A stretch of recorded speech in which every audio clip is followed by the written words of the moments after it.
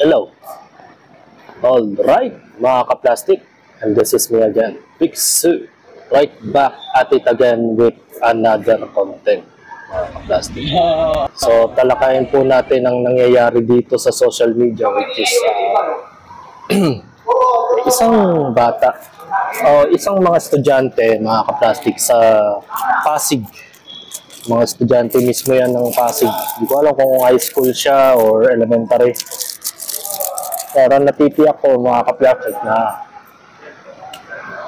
mga high school student po ito ng Pasig. At bang nakaka-alarma para sa mga magulang, mga ka-plastic, na may mga ganitong nangyayari sa loob ng eskwela. Either na hindi po siya nangyayari sa loob, na nangyayari po ito sa labas ng eskwela, mga ka-plastic. So, panoorin natin ng video, pero i-blurred ko po para sa community guidelines po natin dahil bata po ang involved dito sa issue na to. Baka ma-demonetize pa nga ito kung tutusin kasi bawal to sa social media, sa YouTube, sa Facebook. So, yung original video nito, which is yung original owner, ay na-delete na po. Gawa ng nag-viral po siya na umabot ng 5 million views sa loob lang ng ilang oras. So, i-blurred ko na lang po yung part ng ibang video na to at titignan natin kung ano yung nangyari at wala tayong malinaw na paliwanag dito kung ano ang pinag-awayan nila. So, panoorin natin.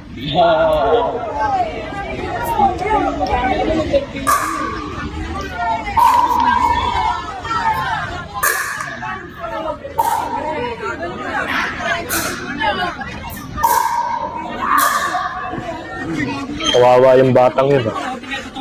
Actually, yung kaaway lang naman niya doon, yung nakapulang pantalon na lalaki. Actually, ito yung biktima, mga ka-plastic.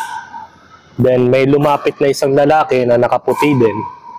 And then, may dala pala itong kutsilyo. Actually, mga estudyante pa ito, partida. At hindi lang una itong nangyari sa Pasig. Di ko alam, sa Eusebio National High School ba ito? Paki-comment na lang po sa baba kung anong eskwelahan to actually. Kasi nakaka-alarma na. Kasi isipin mo, pinag-aaral nyo mga anak ninyo.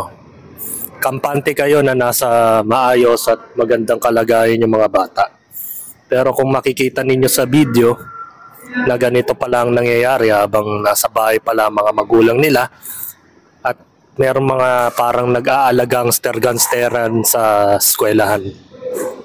Baga, normal naman to sa mga kabataan na nagkakaroon ng medyo insecurity sa kapwa. Pero ako way back nung bata pa ako, hindi naman ako ganyan. Umiiwas ako sa mga possibly na gulo at hindi po ako nakikipagbasag ulo. Dahil una sa lahat, isipin mo yung sarili mo kung ano yung mangyayari sa'yo. Where it comes na ikaw ay pumatol sa mga ganyan tao. Diba? Pag pumatol ka, sira ang kinabukasan mo 100%. Hindi ka sasagutin ng kapalaran mo. Isipin mo yung sumaksak na lalaki na yon, mga ka-plastic. Ano ang mangyayari sa kanya? Aantayin lang yung legal age nun, at the same time, bigla na lang siyang papakulong ng otoridad. Kasi bata pa yan, minor de edad pero alam na niya ang ginagawa niya. Sa ibang bansa kasi, legal nang kinukulong ang mga bata at the age of 12. Kung hindi ako nagkakamali.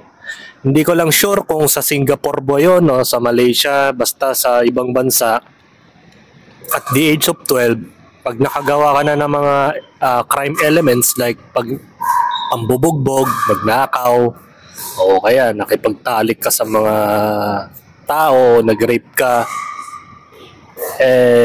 totally, pwede ka makulong. Ganun ang nangyayari, mga ka-plastic. Pero dito sa Pilipinas, sapagkat maluwag dito, kaya nakakagawa ng mga kalokohan ng mga kabataan ngayon, mga ka-plastic. So, nakakalungkot. Tatanggalin lang natin yung sound para sa community guidelines. Yan, kung mapapansin nyo, nagkarambulan na po. Nandyan na po yung lalaki na yun na sumaksak. Yan may saksak na siya. Yan yung actually nakaaway niya mga kaplastic. So wag na nating ipakita ng gusto yung video. Sobrang maselan po yung paksa. At hindi lang po isang beses nangyari to sa Pasig mga kaplastic. So mayroon pa pong isang video dito. Tingnan natin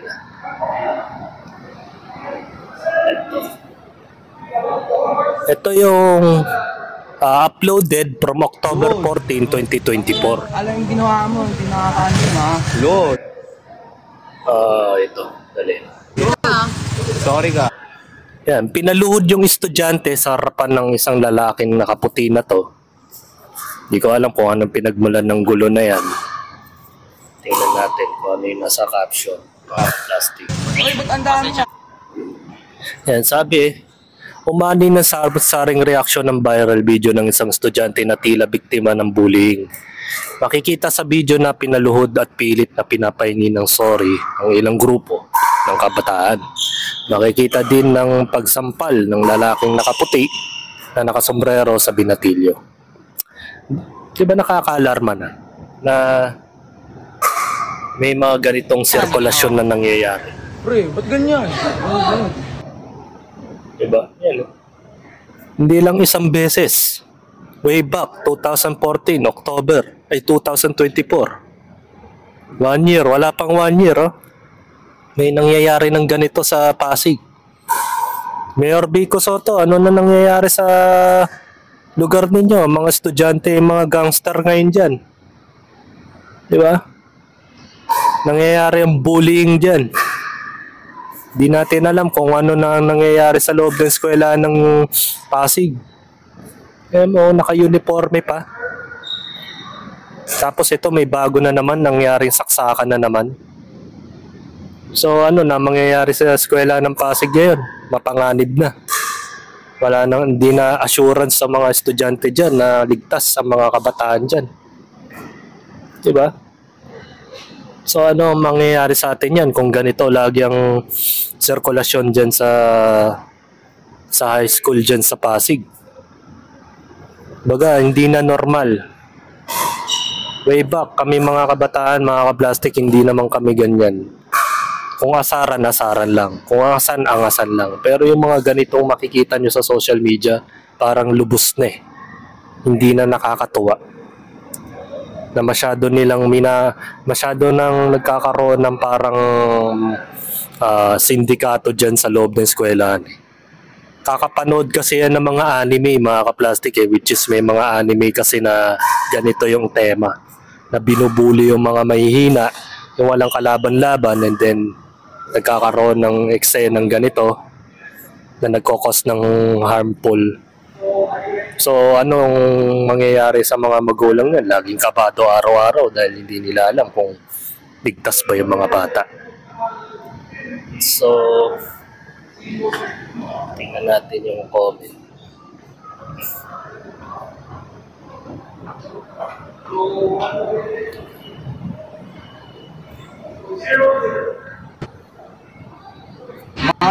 Nawala na. Dude. Actually, nakaka-alarma naman talaga to. Sabi sa comment mga kaplastic, update, mukhang buhay naman yung bata. Nakita nyo sa picture, mukhang ligtas naman po siya. Nasa maayos na kalagayan, kasalukuyan nasa ospital. Then, may mga nag-comment din, buti nakaligtas ang batang to habang yung kutsilyo ng Diyos mio pinagpala pa rin yung bata.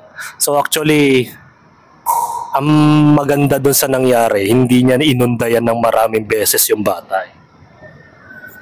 Diba? Yan. Save to po na. Yan, diba? Nasa maayos na kalagayan na ngayon yung bata. So, baga sabi nga nila, ang bata daw ang pag-asa ng bayan, pero nakikita ng mga tao ngayon ang essence ng mga kabataan ngayon na hindi na nakakatuwa. Parang nangyayari ito sa Japan, 'di ba? Karaniwan mga Japanese, mga kabataan doon, mga bully. Yung mga napapanood niyo sa Knockout, si Ippo Makunochi, na binubuli ng mga estudyante din. Ganun na ganun ang nangyayari ngayon sa Pasig. So nakakaalarma na isipin mo, pag-aaralin mo yung bata dyan sa lugar na yan, tapos ganyan pala yung mga tao dyan. Sana naman sa ibang eskwelahan ay hindi rin ganito ang nangyayari. Huwag naman sanang umabot sa punto na may mga baril na pala yung mga bata. Di ba? Nakakatakot naman na dapat umiwas ka na lang at maduwag pagtakbo at pag-iwas kaysa lumaban ka ng may galit at yabang. Depende kasi sa sitwasyon yan eh. Paano kung napaligiran po siya? Kagaya nung nasa video, pinaligiran po yung naka-blue eh. Diba? Nakaaway lang niya yung nakapula. Which is hindi ko alam kung ano yung pinagmulan ng away. Siguro insecurities lang naman. Natural lang naman sa mga bata na may insecurities. Tapos nag-aangasan, nagpaparinigan hanggang sa umabot sa puntong suntukan na. Pero unfortunately, may backup pala yun, which is yung lalaking nanaksak. So antayin na lang po yung legal age doon sa ito makukulong. Kaya gagraduate nga siya pero ang labas doon is nasa kulungan na po siya. So ang moral lesson dito mga kaplastik, na sana yung mga kabataan ngayon mag-ingat na lang po at piliin na lang po yung mga taong kakaibiganin.